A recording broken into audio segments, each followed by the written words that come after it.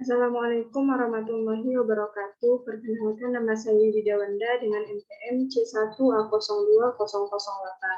Di sini saya akan menjelaskan materi dari video 1, yaitu tentang pengelolaan sumber daya alam yang dapat diperbarui.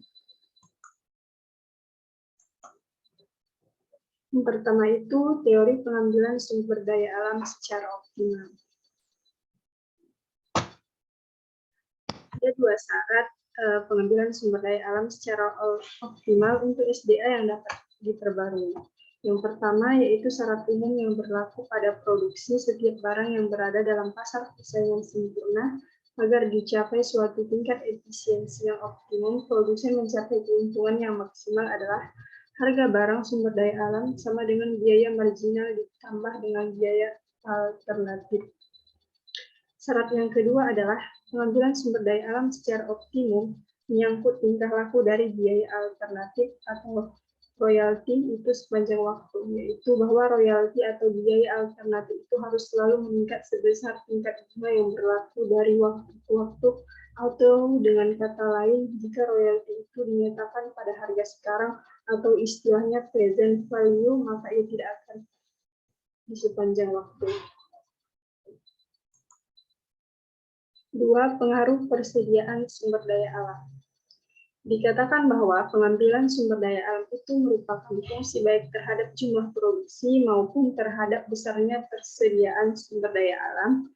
Biaya pengambilan dapat berpengaruh positif, negatif, bahkan dapat pula netral dalam hubungannya dengan jumlah persediaan sumber daya alam yang ada di bumi ini.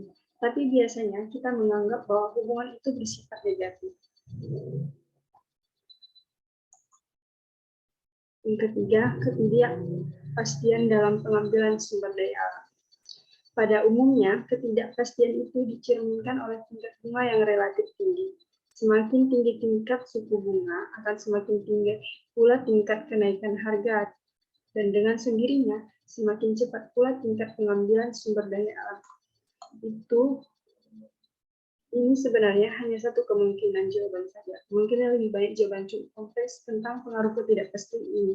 Ketidakpastian ini dapat terjadi pada sisi permintaan maupun pada sisi penawaran sumber daya. Pengaruh ketidakpastian itu akan mengakibatkan yang pertama, akan terjadi deflasi. Pengaruh ketidakpastian terhadap pengambilan sumber daya alam itu akan diperkirakan dengan tepat jika pengaruhnya terjadi terhadap permintaan sumber daya alam. Ketidakpastian seperti ini mempunyai hubungan yang positif dengan jarak waktu pengambilan keputusan untuk mengambil sumber daya alam, si pemilik sumber daya alam. Misalnya, akan lebih tidak pasti terhadap permintaan 20 tahun yang akan datang daripada 2 tahun yang akan datang, dibandingkan 20 tahun dengan 2 tahun mendatang. Nah, kalau dia termasuk orang yang tidak berani mengambil resiko, maka pengambilan sumber daya alam akan mengarah pada saat sekarang atau akan depresi. Yang kedua, konservasi. Pengaruh adanya ketidakpastian akan berdampak konservasi. Kalau ada kepastian permintaan sumber daya alam di masa yang akan datang. Misal, kalau 10 tahun mendatang barang sumber daya alam permintaannya masih tinggi, pasti pemilik akan mengambil sumber daya alam secukupnya saja agar masih bisa diambil lagi hingga 10 tahun ke depan. Keempat, model penggunaan sumber daya alam yang pulih secara optimal. Pengelolaan sumber daya alam yang pulih pada umumnya didasarkan pada konsep hasil maksimum yang mantap atau istilah maksimum sustainable yang disingkat dengan MSD. Ini barangkali merupakan tujuan pengelolaan sumber daya alam yang paling sederhana yang memperhitungkan fakta bahwa persediaan sumber daya biologis jangan dimanfaatkan atau diambil terlalu banyak karena akan menyebabkan hilangnya produktivitas sumber daya alam tersebut. Kelima, kepemilikan bersama. Telah diperhatikan bahwa kepunahan dapat terjadi sebagai akibat dari eksploitasi terhadap sumber daya alam yang pulih oleh seorang pemilik tunggal. Kepunahan dapat terjadi juga dengan adanya kepemilikan sumber daya alam oleh dasar pemikirannya adalah bila perusahaan misalnya memasuki suatu bidang usaha secara bebas dan tidak ada perjanjian kerjasama, masing-masing perusahaan akan mengabaikan biaya alternatif atau istilahnya royalti. Dalam pengambilan sumber daya alam saat ini, Nah, itulah kenapa pemilikan bersama juga bisa mengancam ketersediaan atau mengakibatkan kepunahan berikutnya. Eksploitasi yang berlebihan terhadap sumber daya alam milik bersama dapat diatasi dengan beberapa cara.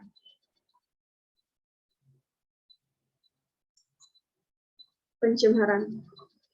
Lingkungan udara dan air yang luas maupun lautan ataupun danau serta pemandangan yang merupakan sumber daya alam milik umum. Biasanya semua pihak boleh membuang asap pabrik maupun bau busuk ke udara, air limbah dibuang ke sungai atau danau serta rusaknya pemandangan karena munculnya bangunan-bangunan pencakar langit. Nah, itulah beberapa pencemaran. Bagaimana cara efektif memasukkan jasa lingkungan sistem? Dasar pada dua cara di mana jasa lingkungan dapat masuk ke sistem pasar dengan lebih efektif, yaitu dengan membatasi kebebasan dan mendapatkan barang atau jasa lingkungan melalui pungutan atau bayaran tertentu. Dua, dengan memberi nilai pada lingkungan, kemudian memasukkan nilai tersebut ke dalam harga barang dan jasa. Nah, video kedua yaitu tentang pengelolaan sumber daya alam yang tidak dapat diperbarui.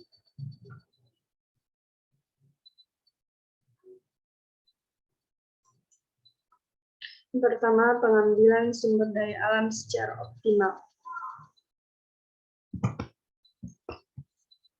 Ada dua syarat pengambilan sumber daya alam secara optimal untuk SDA yang dapat diperbarui. Yang pertama, yaitu syarat umum yang berlaku pada produksi setiap barang yang berada dalam pasar yang sempurna. Agar dicapai suatu tingkat efisiensi yang optimum, produksi yang mencapai keuntungan maksimal adalah harga barang sumber daya alam sama dengan biaya marginal ditambah dengan biaya alternatif. Kedua, tingkah laku dari biaya alternatif atau royalti itu sepanjang waktu, yaitu bahwa royalti atau biaya alternatif itu harus selalu meningkat sebesar tingkat bunga yang berlaku dari waktu ke waktu, atau dengan kata lain, kalau royalti itu dinyatakan pada harga sekarang atau istilahnya present value, maka dia tidak akan berubah sepanjang waktu. Nah, itulah dua syarat agar pengurus sumber daya itu secara optimal.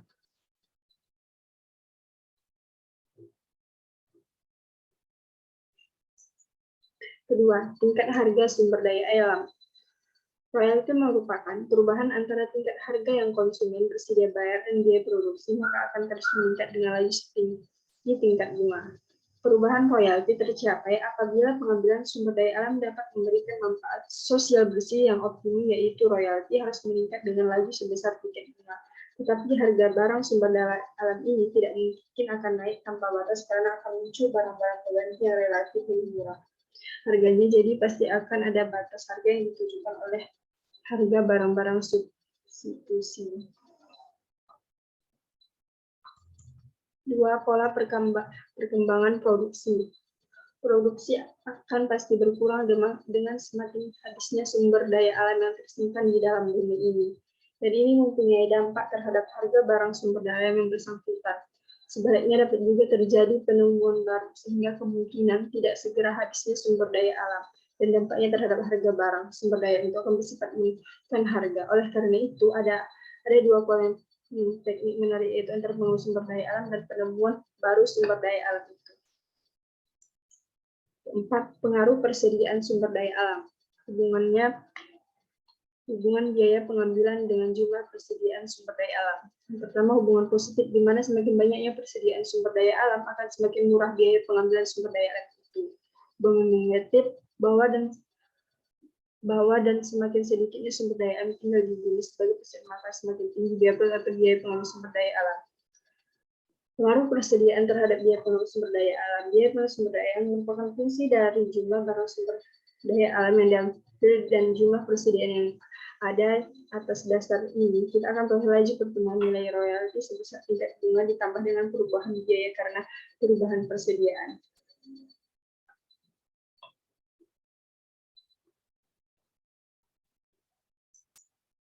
Ketidakpastian pengambilan sumber daya alam. Ketidakpastian itu dicerminkan oleh tingkat bunga yang lebih tinggi. Semakin tinggi tingkat bunga, akan semakin tinggi pula tingkat kenaikan harga, dan dengan sendirinya semakin cepat pula tingkat pengambilan sumber daya alam itu.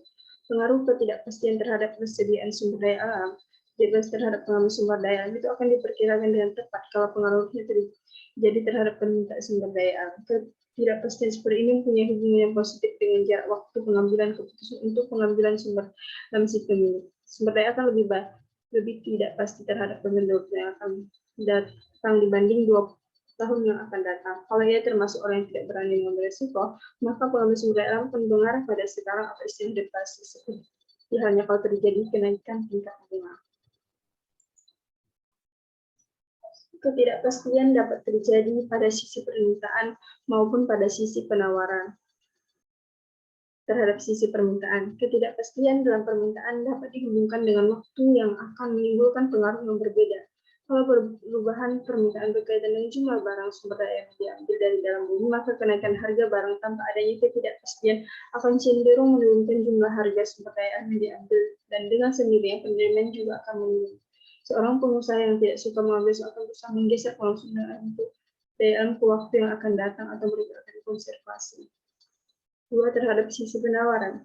Ketidakpastian di sisi penawaran akan jadi kalau ada ketidakpastian terhadap hasil usaha eksploitasi, tapi pada umumnya pemilik sumber daya alam khawatir terhadap ketidakpastian yang berupa kehabisan sumber daya yang tidak diketahui volumenya. Jadi kita mengatakan bahwa jika sistem itu tidak berani membaca, maka ia akan melakukan sumber daya alam atau konservasi untuk digunakan di masa yang akan datang.